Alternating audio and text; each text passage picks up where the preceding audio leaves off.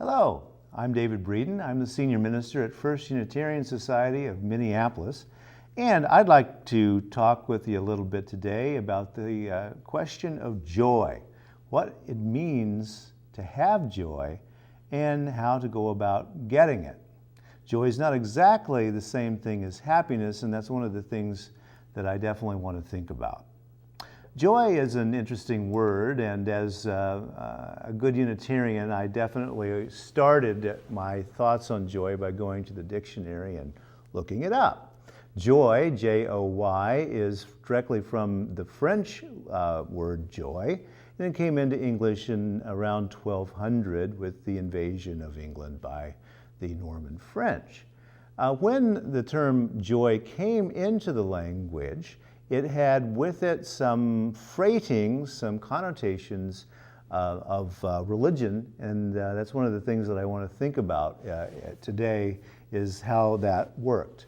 If you look up in the dictionary the word joy, you will see joy, and then you will also see joyless, joyful, F-U-L, joyous. You'll also see joyride and joystick.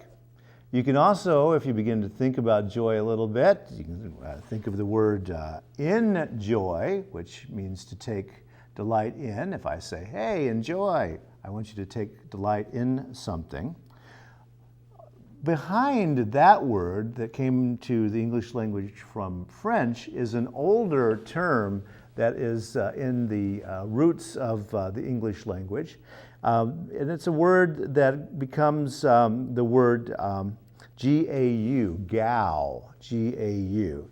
Now, how do we know that? Well, because in Latin we have a term gaudiere, which is to rejoice. And that gave us the word gaudy, G-A-U-D-Y, and also the words glee and glad. Perhaps you've read that the Pope will once in a while give a message that he calls the Evangelii Gaudium. That is the joy of the gospel, the Evangelii Gaudium.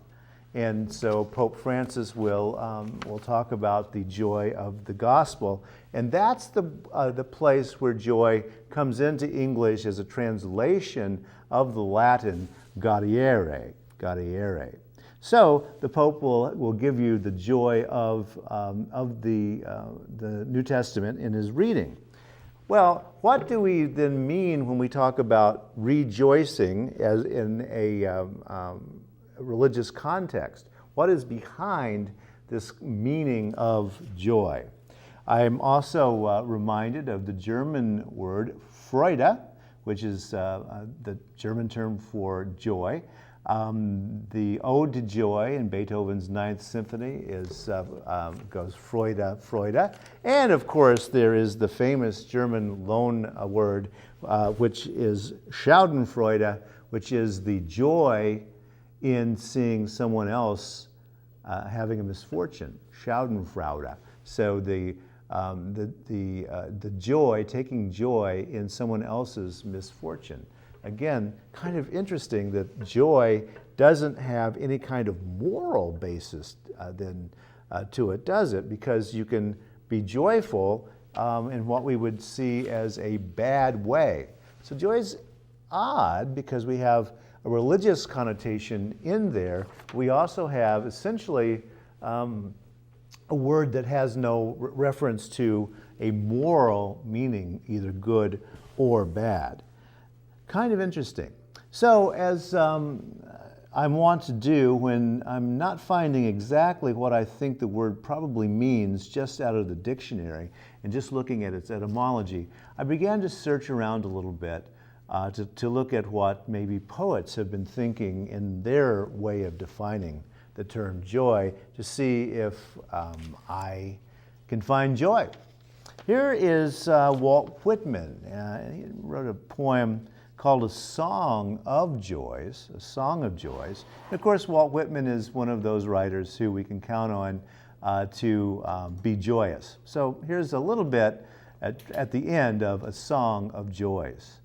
Oh, to have life henceforth a poem of new joys, to dance clap hands, exalt, shout, skip, leap, roll on, float on, to be a sailor of the world bound for all ports, a ship itself. See indeed these sails I spread to the sun and the air, a swift and swelling ship full of rich words, full of joy.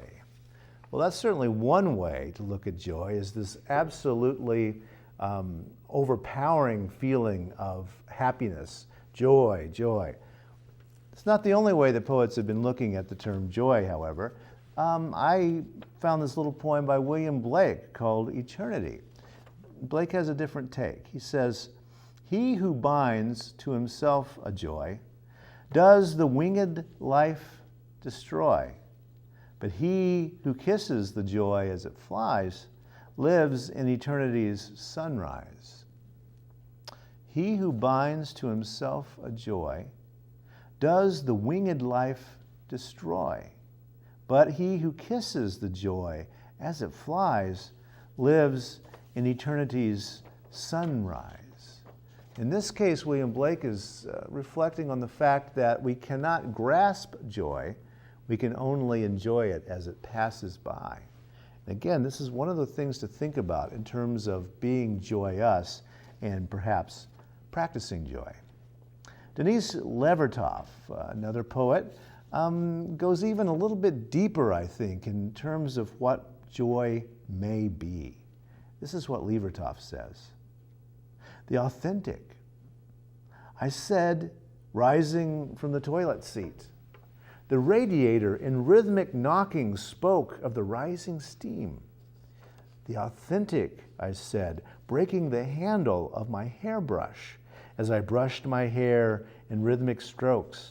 That's it. That's joy.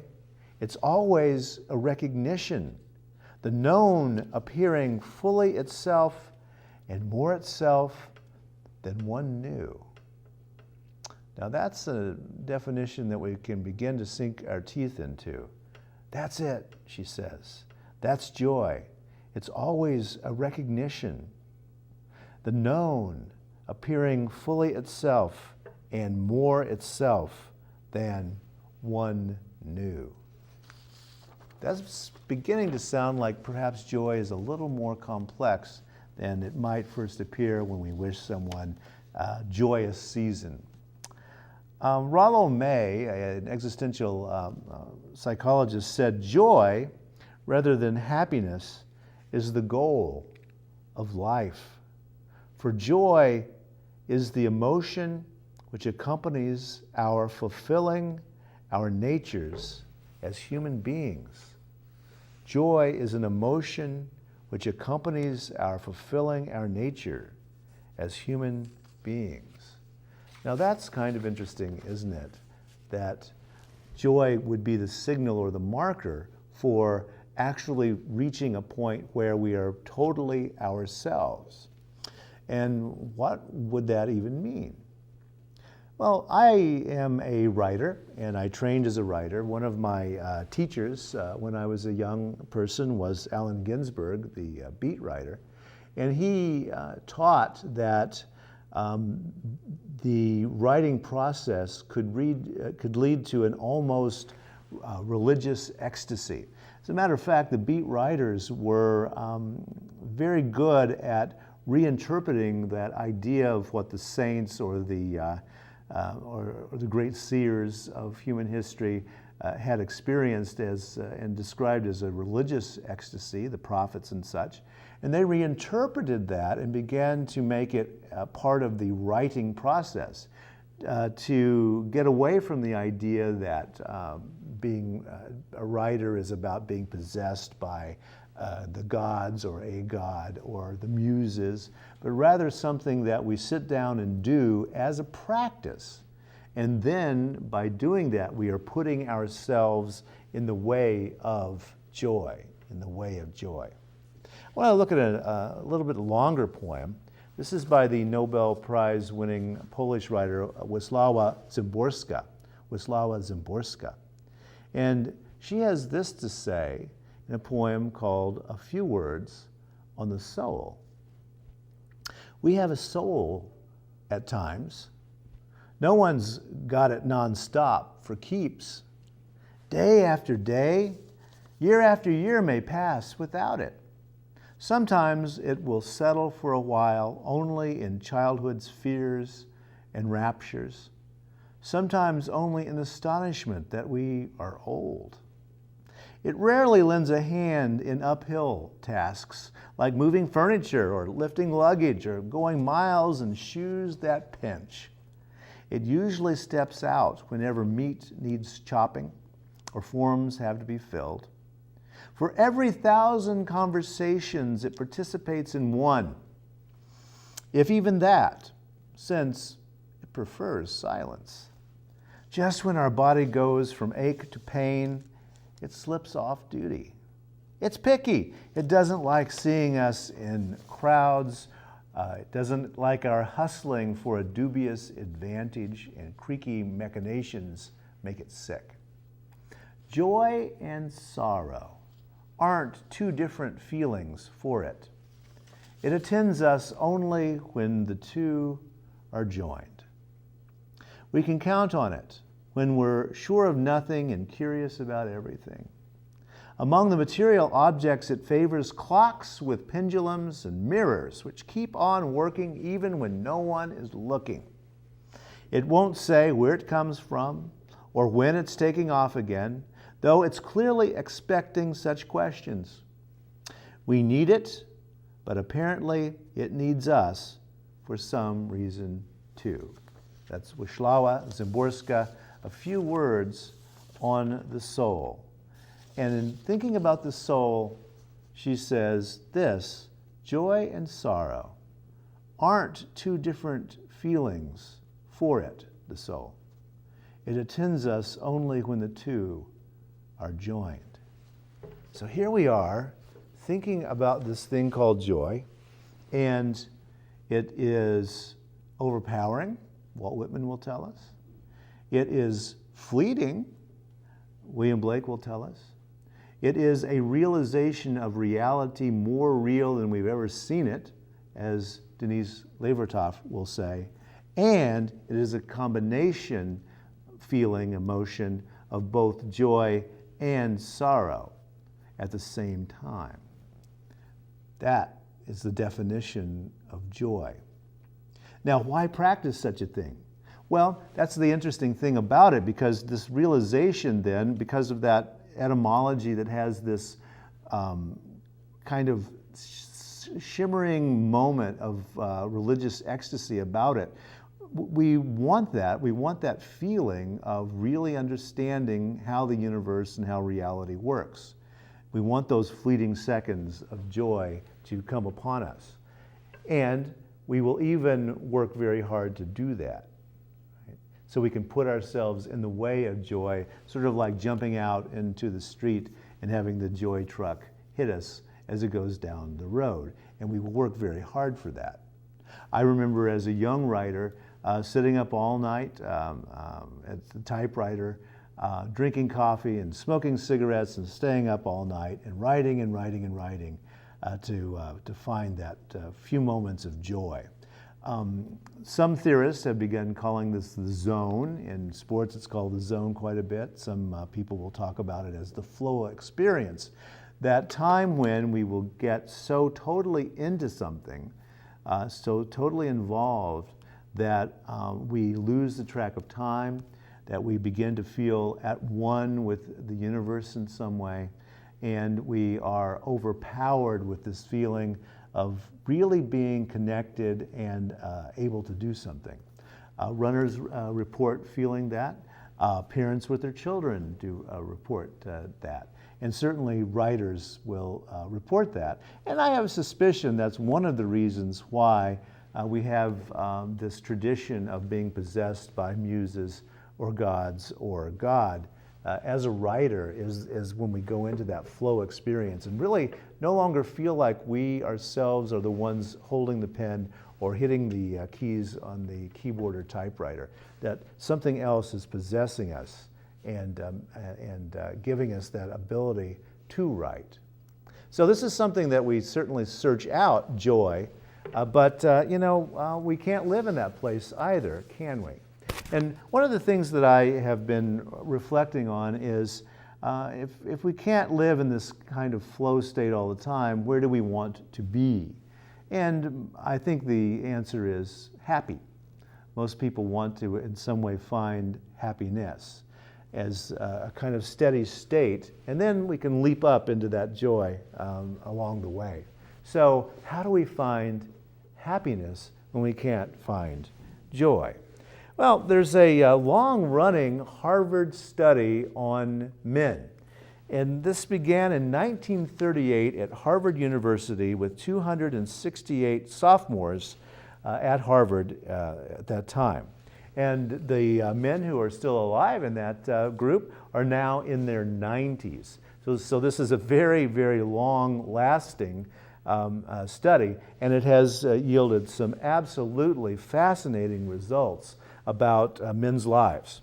The current director of the program at Harvard is psychiatrist George Valent, and he's been working on this project for 42 years. And this is what he has to say. The only thing that really matters in life are your relationships to other people. The only thing that really matters in life are your relationships to other people. That's an interesting thing to find as an insight to such a long study. Dr. Valent goes on to say, the 75 years and $20 million expended on this study points to a straightforward 5-word conclusion. Happiness is love. Full stop. Happiness is love. Full stop. Interesting insight. Daniel Gilbert, another Harvard psychologist, has this to say. We are happy when we have family. We are happy when we have friends. And almost all the other things we think make us happy are actually just ways of getting more family and friends. Just ways of getting more family and friends. I'm a minister, and that's one of the things that I love about being a minister is creating those kinds of places where people can go about finding more family and friends. I deeply believe that that's one of the things that congregations do best, and that doesn't matter if it's a Christian congregation or a Muslim congregation or a Hindu congregation or a humanist congregation such as First Unitarian Society. The real point is not the farther out aspects of theology and religious belief.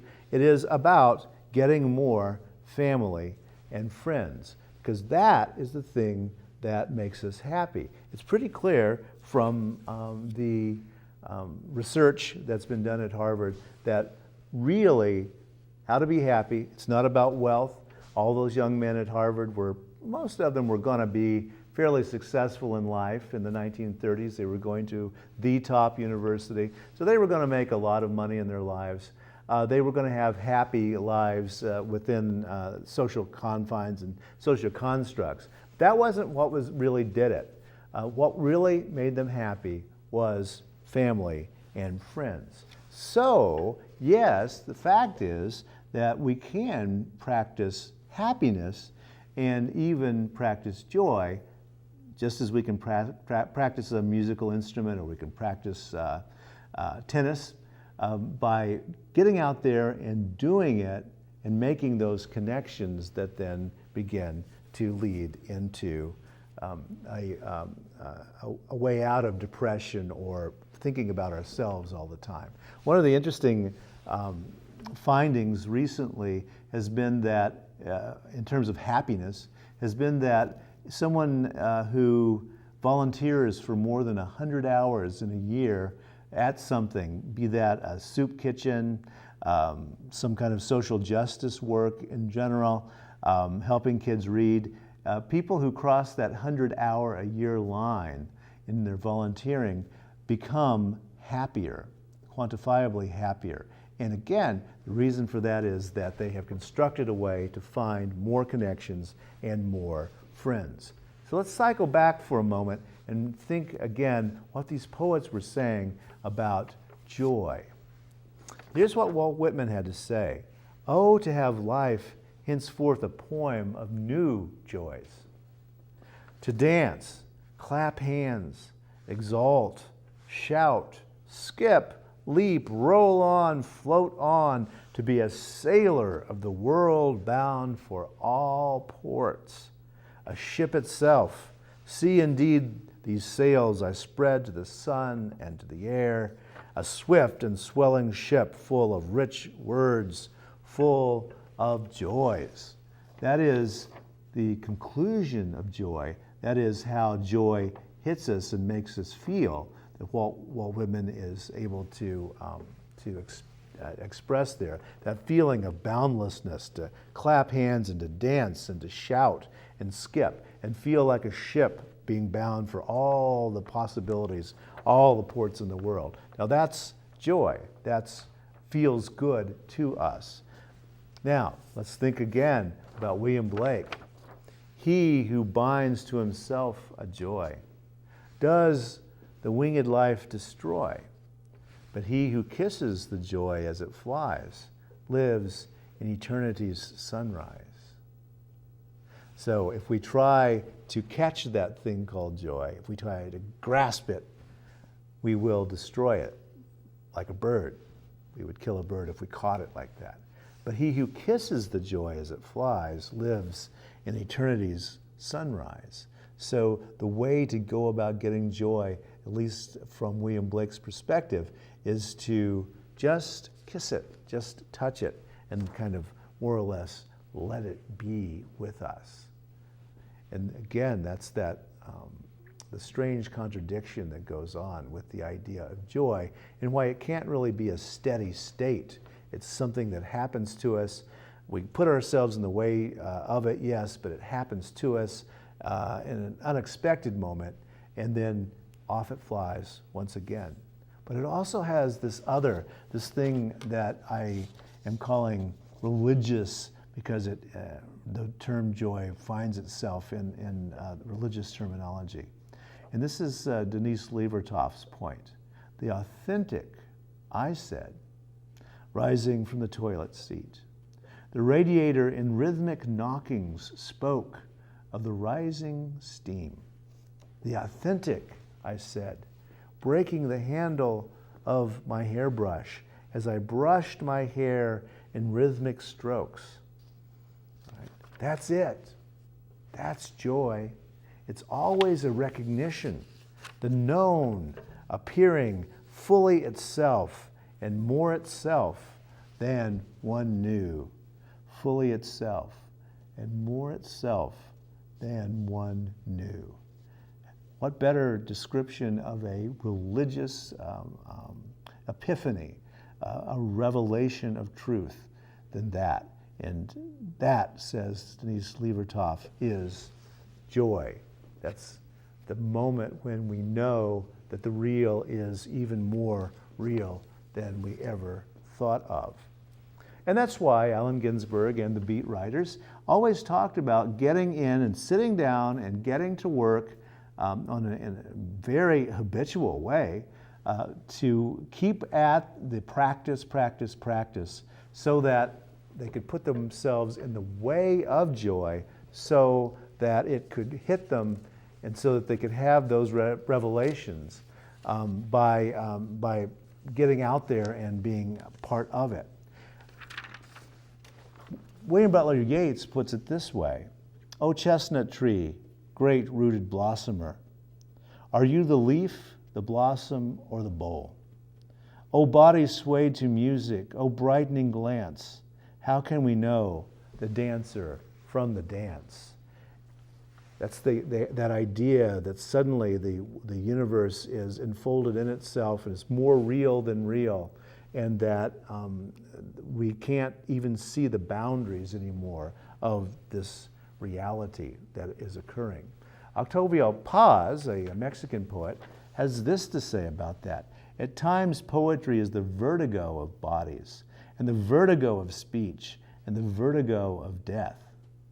Poetry sees these things that we consider horrible. The walk with eyes closed along the edge of the cliff, and the verbena in submarine gardens. Right. Poetry walks along the edge of a cliff with its eyes closed. That's reality. The laughter that sets on fire the rules and the holy commandments. The descent of parachuting words into the sands of the page. So the poet is watching the parachuters come down and land in the sand, right, as words, right? The despair that boards a paper boat and crosses for 40 nights and 40 days, the night sorrow sea and the day sorrow desert. The idolatry of the self and the desecration of the self and the dissipation of the self. Notice that poetry gets us outside of me, I.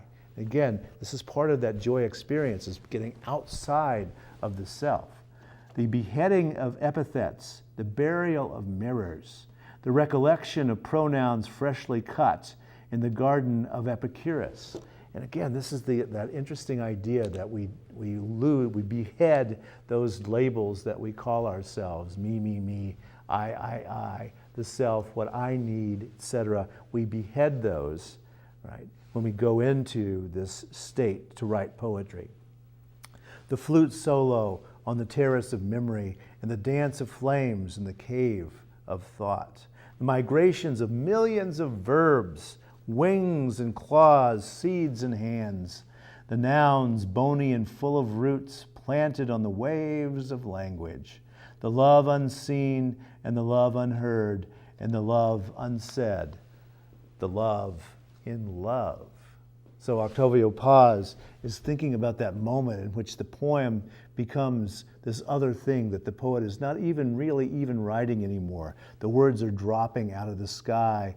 Nouns and verbs are flowing, and the poet has gone into this flow experience, walking on that edge of that cliff, blindfolded, and suddenly is able to experience that total thisness about the world that Denis Levertov talks about.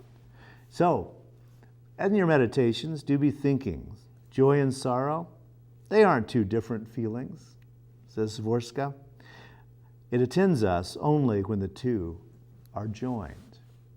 Can we practice joy? Yes, we can. We can't force ourselves or will ourselves into joy, but we can experience joy by putting ourselves in the way of it, jumping out in the street in front of the truck of joy, and hoping that we do get hit by doing something over and over again until we're so good at it and so unconscious of it that we can go into this altered state, the flow experience, and find what we would view as reality.